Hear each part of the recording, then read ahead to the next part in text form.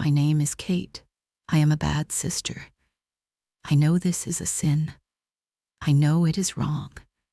But I love my sister's husband. His name is Tom.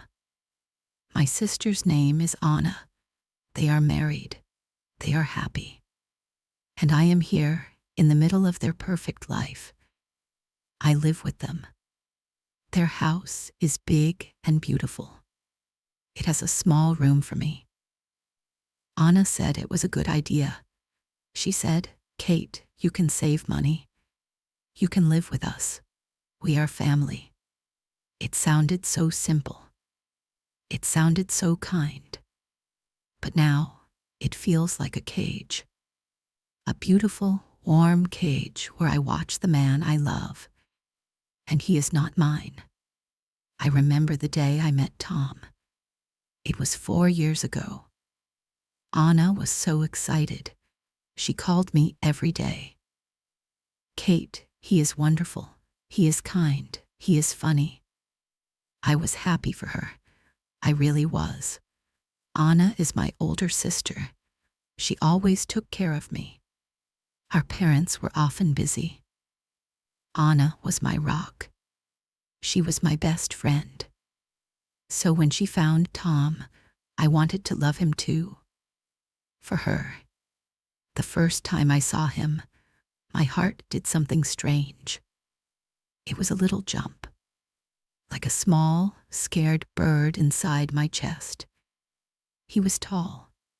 He had kind eyes. His smile was warm, like the sun on a cold day. He shook my hand. His hand was big and strong. "It's so good to finally meet you, Kate," he said. His voice was deep and calm. I just nodded. I could not speak. I am shy. I have always been shy. Anna usually speaks for me. That day, Anna spoke a lot. She talked about their plans, their wedding, their future. Tom listened to her. He looked at her with so much love. I watched them. I felt happy for my sister. But there was another feeling. A small, dark feeling. It was envy. I wanted someone to look at me like that. I wanted a love like theirs. I was 22 years old then. I had never had a real boyfriend. I was always in the background. Anna was the bright star. I was her shadow. After they got married, they bought this beautiful house. It has a big garden with many flowers. Anna loves flowers. Tom planted them for her.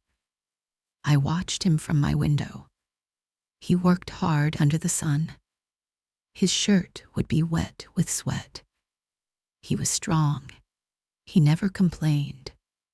He just smiled when Anna brought him a glass of water. I thought he was the perfect husband. He was perfect for my sister. Then my life became difficult. I lost my job. The little apartment I had was too expensive. I was scared. I did not know what to do. I called Anna. I was crying. She listened, like she always did. "Don't worry, Kate," she said. "You can come live with us. We have an extra room." I felt so much relief. I was so grateful. I packed my things and moved into their perfect house. I thought it would be temporary. I thought I would find a new job soon. I thought my life would get better. I was wrong. My life got more complicated. Living here was strange at first. I tried to be invisible. I stayed in my room most of the time. I searched for jobs on my computer. I ate after they finished their dinner. I did not want to disturb their new life. But Tom did not let me be invisible. He would knock on my door. "Kate, are you hungry?" Anna made too much food. He would say it with his warm smile. I could not say no to him. So I started eating with them. Dinner was Anna's time. She talked about her day at work. She was a manager at a big company. She was smart and successful. I felt so small next to her. I had no job. I had no stories to tell. I would just listen. But Tom always asked me a question. How was your day, Kate? Did you find any interesting jobs? He looked at me when he asked. He really wanted to know. It was not just polite. He cared. I started to talk a little. I told him about the difficult job search. I told him how I felt like a failure. Anna would say, "Oh, Kate, you will find something. Just be more confident." Her advice was simple. It did not always help. But Tom would listen. He would really listen. He would nod his head slowly. He would say, "That sounds hard. I am sorry you are going through that." He did not try to fix my problems. He just understood my feelings. That was different. Nobody had ever done that for me before. One evening, I was feeling very sad. I had another rejection email.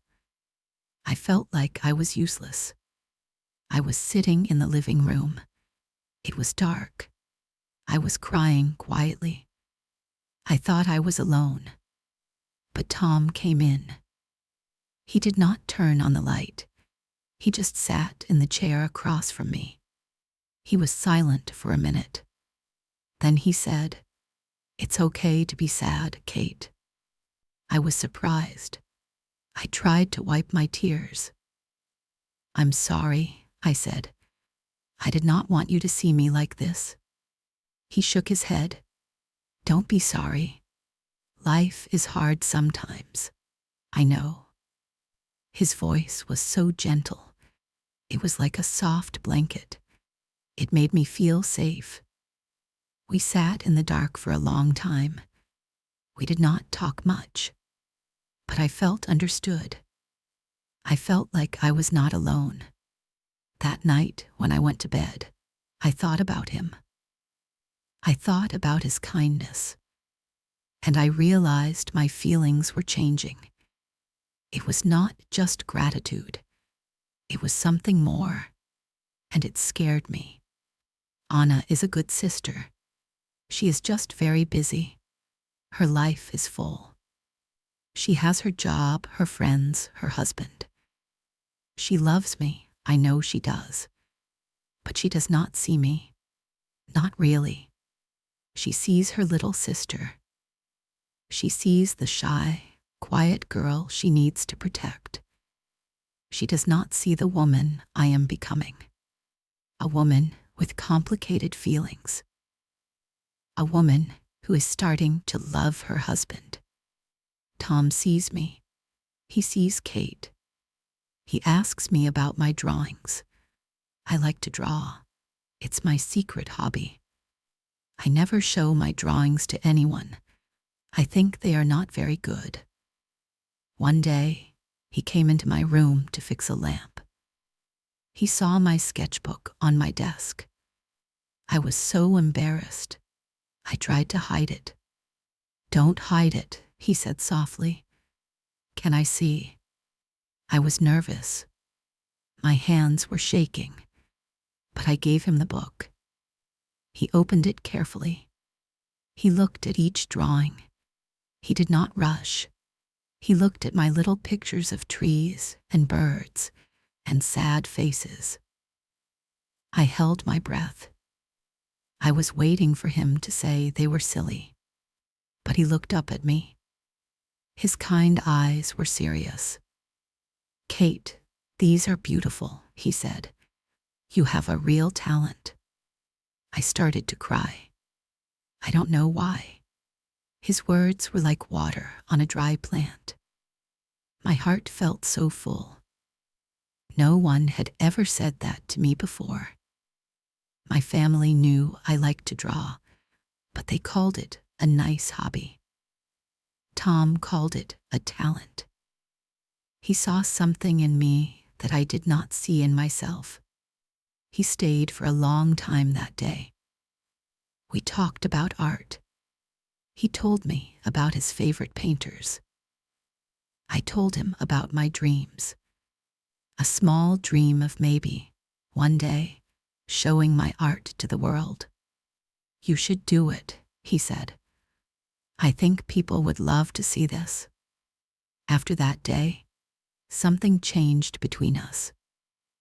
We had a secret world of art and dreams that Anna was not a part of. We would have small conversations when she was not home. He would ask to see my new drawings. I would show him. He would always say something kind and encouraging. I started to draw more. I started to feel a little more confident. It was all because of him. My love for him grew like a flower in the dark. It was a secret flower, beautiful and dangerous. I knew it was wrong. Every time he smiled at me, my heart would beat faster. And then the guilt would come. It was like a cold wave. I was betraying my sister. Anna, who gave me a home. Anna, who loved me. How could I do this to her? I tried to stop my feelings. I really tried. I started to avoid Tom. When he came to talk to me, I would make an excuse. I would say I was busy. I would stay in my room. It hurt to see the confusion in his eyes. He did not understand why I was pushing him away. It hurt me even more. I felt so alone with my terrible secret. One weekend, Anna had to go on a business trip. It was just me and Tom in the house for 2 days. I was so nervous. I planned to stay in my room the whole time. But on Saturday morning, the power went out. There was a big storm. The lights were off. The internet was gone. My room felt dark and cold. I heard a knock on my door. It was Tom. He was holding a candle. "Are you okay?" he asked. The candlelight made his face look soft and warm. "I'm okay," I said. My voice was small. "It's a bit scary in the dark," he said. "Come sit with me in the living room. There's a fireplace." I did not want to go. I knew it was a bad idea. Being alone with him was dangerous for my heart. But I was also cold and a little scared of the storm. So I said yes. I followed him to the living room. He had made a fire. It was warm and bright. We sat on the big sofa. We did not sit too close, but I could feel the warmth from his body. The storm was loud outside. The rain was hitting the windows, but inside it was quiet. It was just the sound of the fire. For a long time, we did not speak. I looked at the fire. He looked at the fire, but I knew he was thinking. I was thinking too. I was thinking about how right this felt. Sitting here with him, it felt like home. Then he spoke. His voice was low. "Kate, did I do something wrong?" I turned to look at him. His face was full of concern. "What do you mean?" I asked. "You've been avoiding me," he said. "You don't talk to me anymore. I miss our talks. Did I say something to upset you?" My heart broke. He thought it was his fault. He was so good, so kind. He could never do anything wrong. The truth was on my tongue. I wanted to tell him everything. I wanted to say, "It's not you, it's me. It's because I am falling in love with you." But I could not say it. How could I? It would destroy everything. It would destroy his marriage. It would destroy my sister. It would destroy our family. So I lied. "No, Tom," I said. "It's not you. I've just been very stressed about finding a job. I'm sorry if I seemed distant." He looked at me for a long time. I was not sure if he believed me, but he nodded. "Okay," he said. "But please know you can always talk to me about anything. I'm here for you." He was here for me. Those words were so sweet and so painful at the same time. I wanted to lean my head on his shoulder. I wanted him to hold my hand. I wanted him to tell me everything would be okay. But he was my sister's husband, and I was a bad sister. The power came back on a few hours later. The storm passed. The quiet, warm moment by the fire was over. I went back to my room. I felt colder than before, because for a little while I had forgot the truth. For a little while I had let myself dream of a different life, a life with him. Anna came back the next day. She was happy and full of energy.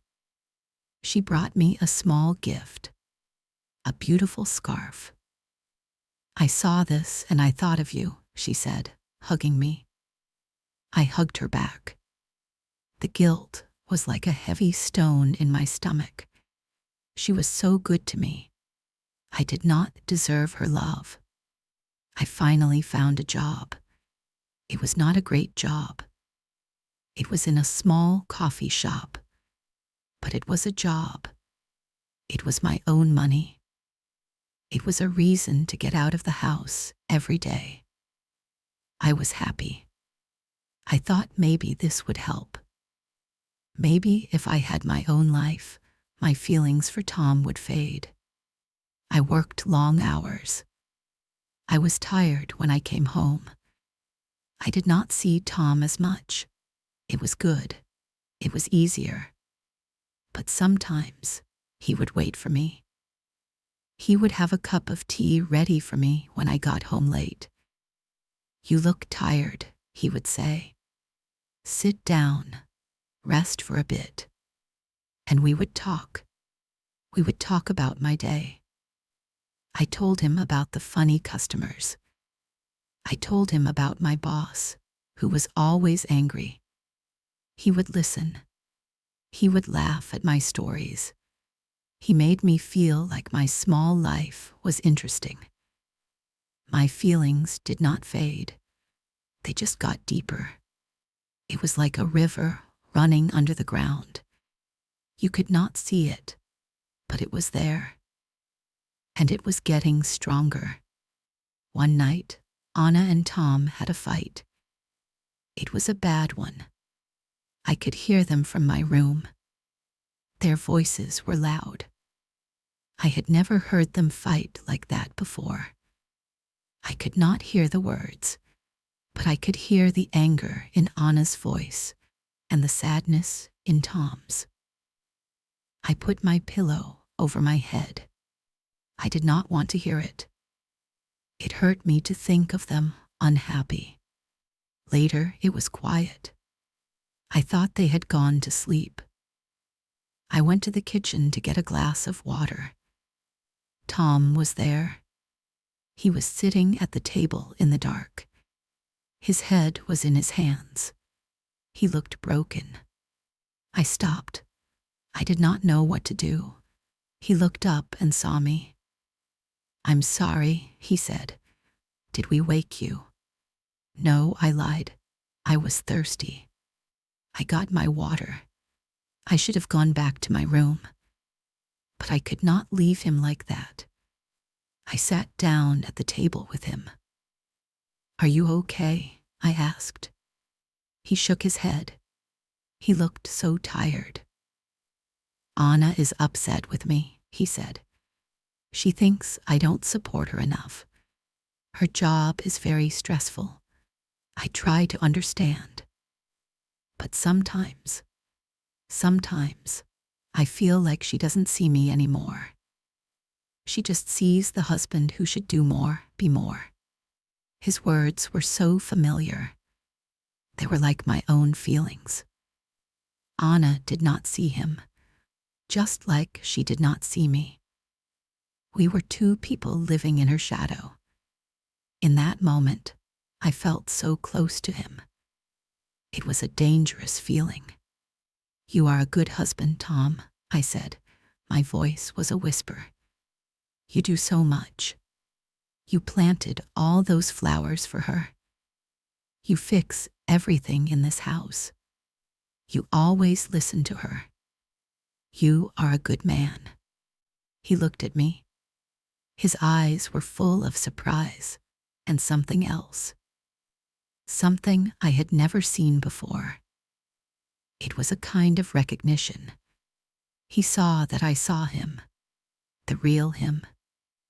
He reached across the table and put his hand on mine. His hand was so warm. "Thank you, Kate," he said. His voice was thick with emotion. "That means a lot to me." His hand was on mine. My heart was beating so fast. It was just a simple touch, but it felt like everything. I should have pulled my hand away. I should have stood up and left, but I could not. I just sat there with his hand on mine in the dark kitchen, and I knew that I was completely and hopelessly in love with him. And maybe, just maybe, he felt something for me too. That touch changed everything. It was a line that we had crossed. We did not talk about it. We never mentioned it. But we both knew. After that night, there was a new tension between us. A secret awareness. When we were in the same room, I could feel him looking at me. When our eyes met, we would both look away quickly. It was a silent dance. A dance of stolen glances and unspoken words. It was exciting, and it was terrifying. I was living a lie in my sister's house. I smiled at her. I talked to her. But inside, my heart was full of secrets. I started to think about leaving. I knew I had to. I could not live like this anymore. The guilt was eating me alive. Every time Anna laughed, I felt like a monster. Every time she hugged me, I felt like a traitor. I started saving my money from the coffee shop. I looked for small apartments online. I needed to get away. I needed to save myself. And I needed to save my sister from the truth. One afternoon, I was home alone. I was in my room, looking at apartment listings. My door was open. Tom came home early. I did not hear him. He came to my door. He saw what I was looking at on my computer screen. "Are you looking for an apartment?" he asked. His voice was quiet. I jumped. I quickly closed the webpage. "Oh, Tom, you scared me." He did not smile. He looked sad. He leaned against the doorframe. "Are you leaving us, Kate?" I could not lie to him. I nodded. "I think it's time," I said. "I have a job now. I need to be on my own." He was silent for a long time. He just looked at me. His eyes were full of questions. questions he could not ask, questions I could not answer. "Is it because of me?" he finally whispered. My heart stopped. He knew. He must have known. He must have felt it too. I could not speak. I just looked at him. My eyes filled with tears. I think my silence was the answer he needed. He took a step into my room. He looked like he wanted to say something. He looked like he wanted to come closer. My whole body was screaming for him to come closer, to hold me, to tell me that I was not crazy. But then we heard a car in the driveway. It was Anna. She was home early. The moment was broken. Tom took a step back. He looked away from me. The sadness in his face was gone. He put on his normal, friendly smile. It was like a mask. "Well," he said, his voice a little too loud, "we will be sad to see you go. But I am proud of you for being so independent." Then he turned and walked away, just as Anna came through the front door. She was happy. She was talking about her day. I stood in my room, my heart in a million pieces. He had almost said it. We had almost talked about it. But the world had pulled us back. We were Kate and Tom, the sister and the husband. And that was all we could ever be. I found an apartment. It was small. It was old. But it was mine. I told Anna I was moving out. She was surprised. "But why?" she asked. "You are happy here with us, aren't you?" "I am," I lied. "But I need to grow up. I need to have my own space." She did not understand, but she accepted it. She helped me pack my things. She was excited for me. She bought me new plates and towels. She was being a wonderful sister. And I was the worst sister in the world. The day I moved, Tom helped me carry my boxes. We did not talk much. The silence between us was heavy with all the things we could not say. When the last box was in my new apartment, Anna hugged me. "Come for dinner every Sunday," she said. "I will," I promised.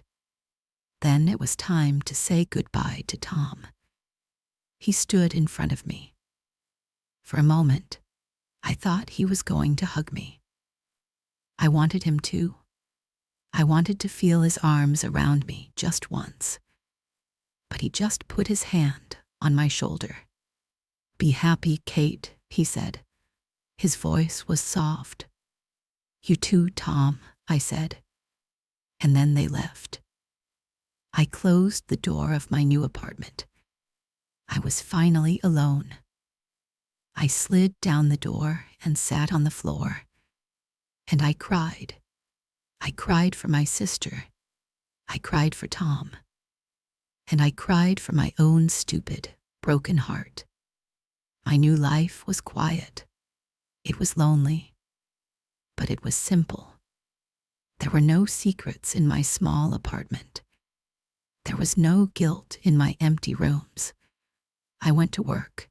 I came home. I drew in my sketchbook.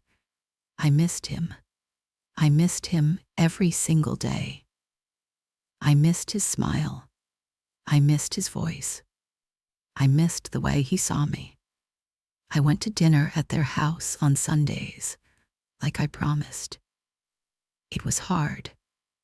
It was so hard to see him. To sit at the same table with him and Anna. To pretend that everything was normal. To pretend that my heart was not breaking every time he looked at me. He was quiet during those dinners. He was different. Anna noticed. "Is everything okay at work, Tom?" she would ask. "You seem so tired lately." "I'm fine," he would say. But he would look at me when he said it. And I knew he was not fine. I was not fine either. We were two people pretending to be fine. And it was destroying us both. I knew I had to do something. I could not keep going to those dinners. I could not keep putting myself through that pain. And I could not keep lying to my sister. She deserved better. She deserved a sister who was not in love with her husband. So one Sunday, I called her. "Anna, I can't come to dinner tonight," I said. "Why not?" she asked. "Are you sick?" "No," I said. I think I need some space. For a while." There was a long silence. "Space," she said. Her voice was hurt. "Space from what? From me?" "No," I said quickly. "Not from you. It's complicated." "Tell me, Kate," she said. "We are sisters. We can talk about anything." I wanted to tell her. I wanted to confess everything. But the words would not come out. How could I say those words to her? How could I destroy her happiness? "I can't," I whispered. "I'm sorry, Anna. I just need some time." I hung up the phone. I knew I had hurt her. It was the last thing I ever wanted to do. But I did not know what else to do. I was trapped. A few days later, there was a knock on my door. It was Tom. I was surprised to see him. He had never come to my apartment before. "Can I come in?" he asked. I let him in. He looked tired. He had dark circles under his eyes. "Anna is worried about you," he said. "She thinks you are angry with her." "I'm not angry with her," I said. I looked at the floor. I could not look at him. "Then what is it, Kate?" he asked. He took a step closer to me. "Talk to me, please." I started to cry. I could not hold it in anymore. All the feelings, all the guilt, all the sadness, it all came out. "I can't, Tom," I sobbed. "I can't." He put his hands on my arms.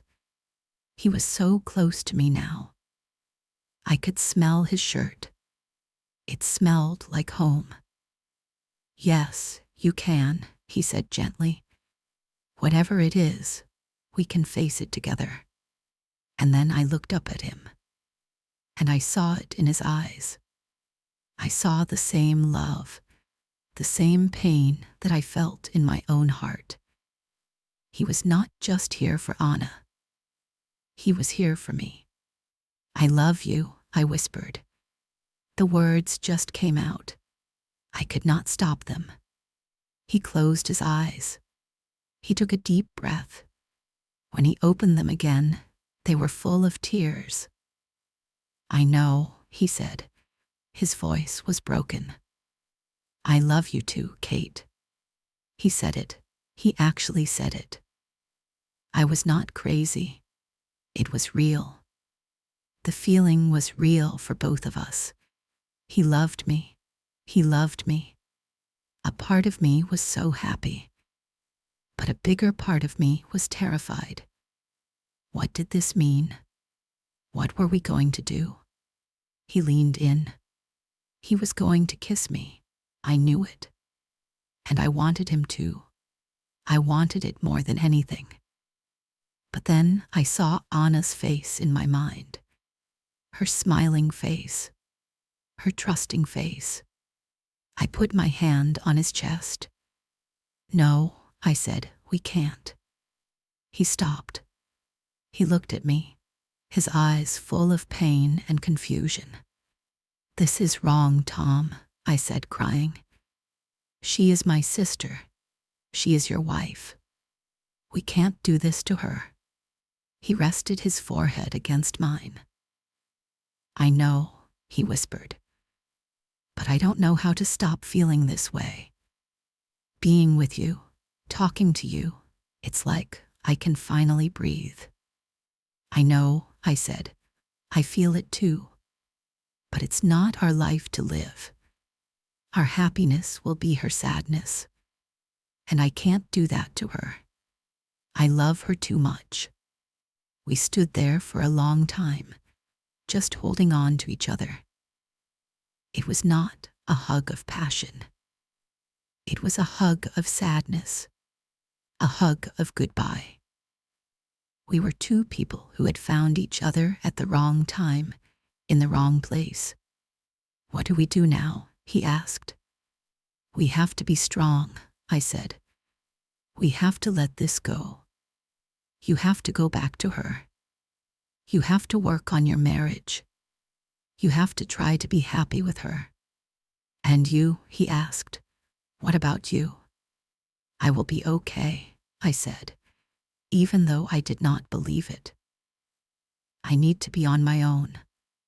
I need to find my own happiness. A happiness that doesn't hurt anyone. He pulled away. He looked at me one last time. His eyes were full of a love I would never have. You are a better person than I am, Kate, he said. Then he turned and walked out of my apartment. He did not look back. I closed the door and listened to his footsteps go down the stairs. And then he was gone.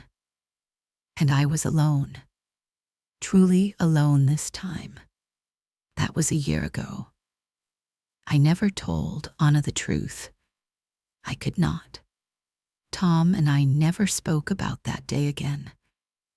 We made a silent promise to each other. A promise to protect Anna. He is still with her. I think they are trying. Sometimes, when I see them, they look happy. Other times, I see the sadness in his eyes, and I know he is thinking of me. I don't go to their house for dinner anymore. I see Anna for lunch, just the two of us. It is better that way. Our relationship is different now. There is a distance between us. She does not understand why, and I can never tell her. It is the price I have to pay. My life is not easy. My heart still hurts. Some days, the loneliness is very big, but I am learning to live with it. I have my job. I have my small apartment, and I have my drawings. I even sold one of my drawings last month. It was a small victory, but it was mine. I am not a bad sister anymore. I made a difficult choice. I chose my sister's happiness over my own. I chose to do the right thing, even though it was the hardest thing. Sometimes, I wonder what would have happened if I had kissed him that day. If we had chosen a different path, our lives would be so different. But I know it would have been a life built on secrets and pain. A life that would have destroyed the person I love most in this world, my sister. So I live with my choice.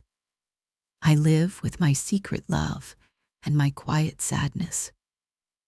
And I hope that one day it will be enough. I hope that one day I will find a love that is meant for me. A love that is simple and right. If you are listening to my story, maybe you have a difficult choice too. Maybe your heart is in a complicated place. It is okay to feel scared. It is okay to feel sad. But you must always try to be kind. You must try to protect the people you love, even if it means you have to let go of something you want very much. You can do this. You are stronger than you think. Keep going.